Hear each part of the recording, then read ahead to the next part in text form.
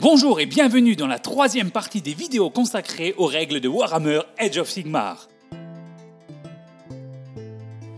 Un tour de jeu se déroule en différentes phases et aujourd'hui, nous allons voir la première phase, la phase des héros. On commence tout de suite.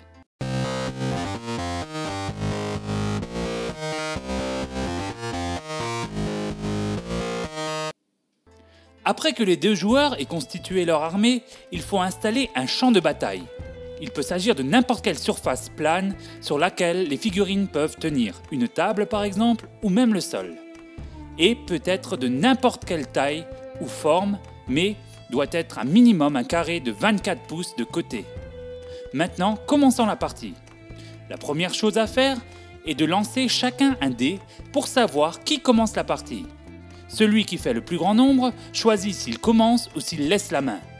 S'il décide de commencer, c'est l'autre qui déploie ses unités en premier, puis le premier, et ainsi de suite, jusqu'à ce que toutes les unités soient déployées sur le champ de bataille. Certaines unités peuvent être placées en réserve et sorties plus tard dans la bataille. Ceci est spécifié dans les livres des armées. Une partie de Warhammer Age of Sigmar consiste en une série de rounds, chacune divisée en 2 tours, un pour chaque joueur. Une fois que le premier joueur a fini son tour, le second joueur effectue le sien. Une fois que le second a fini son tour lui aussi, le round est terminé et un autre commence. Au début de la partie et de chaque tour, chaque joueur reçoit un point de commandement. S'il y a des héros dans votre armée, vous pouvez utiliser ces aptitudes de commandement en dépensant ces points de commandement reçus. Nous y reviendrons plus tard dans une autre vidéo intitulée Partie Test. Beaucoup d'aptitudes listées sur les chartes d'unités s'emploient à votre phase des héros. C'est aussi à cette phase que vos sorciers peuvent lancer des sorts. Il y a des sorts communs à tous les sorciers et d'autres propres à la figurine qui sont listés sur la charte d'unité.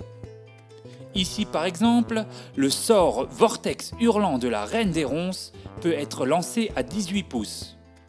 Pour réussir, il faut faire 7 ou plus avec 2d6. Si l'adversaire a également un sorcier à 30 pouces ou moins du vôtre, il peut tenter de dissiper le sort en faisant plus que le résultat obtenu en lançant lui aussi 2d6. Lorsque la phase des héros est terminée, nous passons à la phase de mouvement. Et c'est ce que nous verrons dans la prochaine vidéo. En attendant, je vous invite à liker la page et à partager avec tous vos amis. A très bientôt sur Ludiquesto et bon jeu!